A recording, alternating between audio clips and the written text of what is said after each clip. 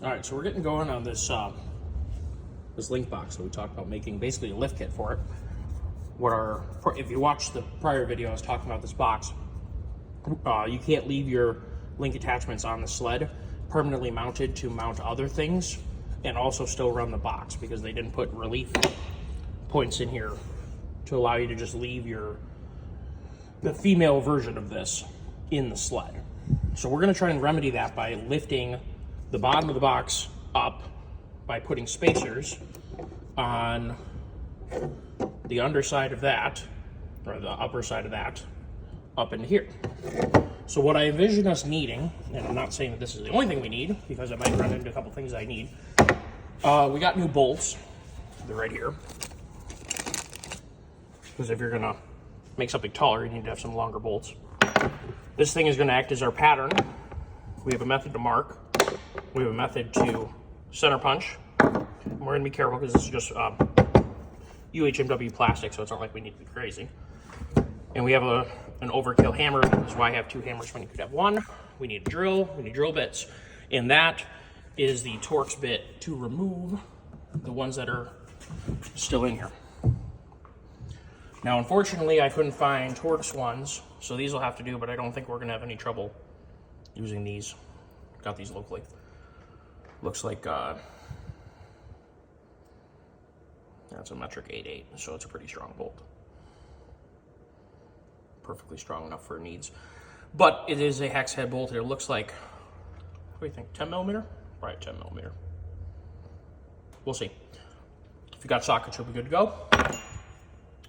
So I'm gonna get going on marking this out. We don't wanna have too much overhang because the box has some extra structure underneath it, some bumps and ridges and whatever. So we're gonna try and keep this as minimal as possible. So we'll line it up like this. We'll make a mark with the straight edge. And what I'm planning on doing, I think, we'll drill first and then cut. So that way we can kind of use this as something to hold on to. So I'm gonna get going on doing this and we'll see how it works. If this works, it'll work out for you guys. If it doesn't work, then back to the drawing board, but we'll see. It looks like we're gonna be really close. Worst case, I'd have to run a washer just to have just a smidgen more clearance than 3/4. I was really thinking 3/4 was gonna be it, but now that I see it, we're just gonna cross our fingers and hope 3/4 is enough, because I didn't see, that'd be 13/16 would be the next size up. And I didn't see any 13/16 uhmw, so we'll see.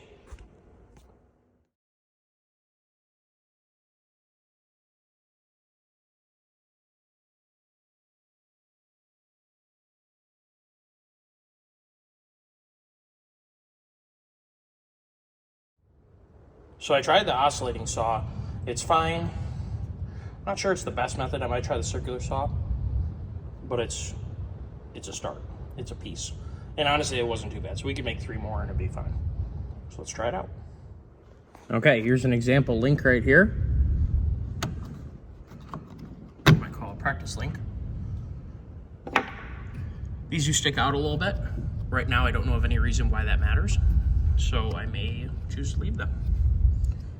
Why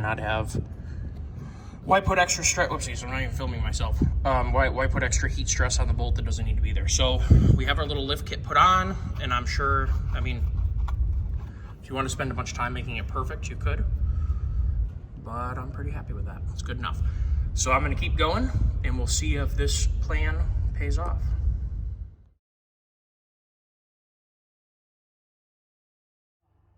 Well, now that we have our pucks on here, it's time to go test them out.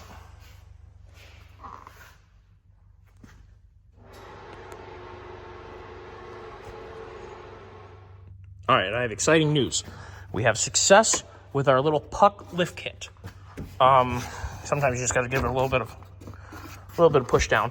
What's awesome is we are sort of impinging on these little tabs that are here, or these other Linq mounts, so that the weight is going to be not only put onto these, but also put onto these, where originally they wanted you or had it set up so that the weight of the box would go directly down onto this pad.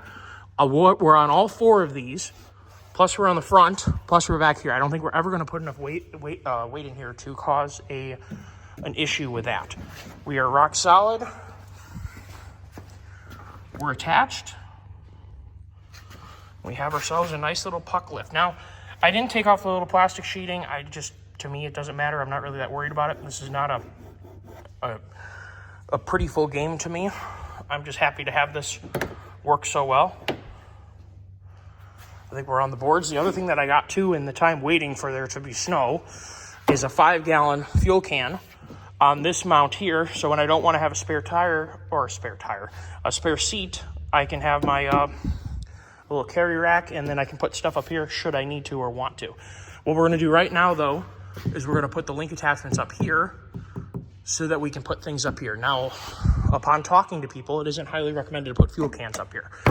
Unless you're operating on entirely flat ground. I guess it gets very tippy in deep snow, like when it's trying to float. When you have fuel up top here, so we're probably going to just use like saddlebags or something up there. We definitely won't put 5 gallons up there.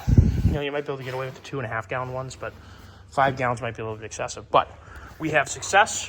This works. This is 3/4 inch uhmw plastic. I ordered it in a 3-inch sheet, and I cut it with a fine saw, like a vibrating, well, they're technically called fine saws, but there's probably a bunch of different names for them. But it worked fine with a like a universal blade on it, something you use for wood.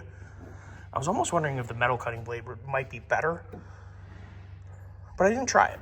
This worked out fine. We drilled, I forgot how big around they are. They were like, I think I used a 1/4 inch drill bit on here to drill the holes, and I simply lined them up, used a Sharpie.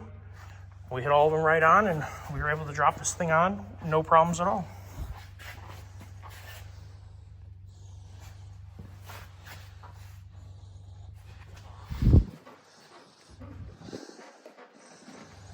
We're in good shape. Thanks for watching, everyone.